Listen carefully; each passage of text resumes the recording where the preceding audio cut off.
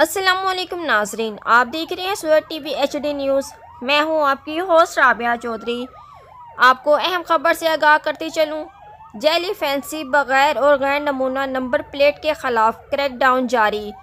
City traffic police और महकमा excise का गैर नमूना फैंसी बगैर और गैर नमूना नंबर प्लेट वाली व्हीकल्स के खिलाफ क्रैकडाउन। 4 रोज़ में गैर नमूना 8,504 गाड़ियों के खिलाफ कार्रवाई की गई।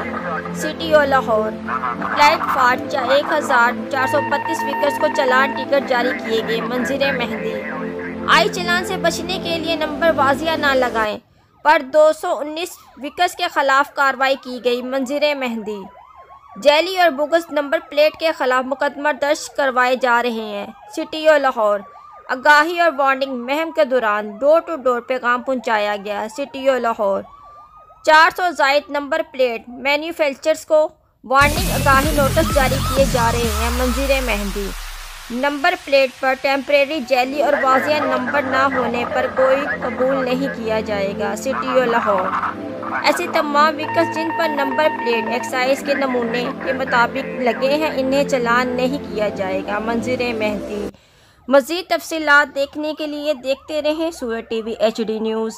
हमारे चैनल को लाइक करें, शेयर करें, कमेंट करें और बेल आइकन को दबाएं।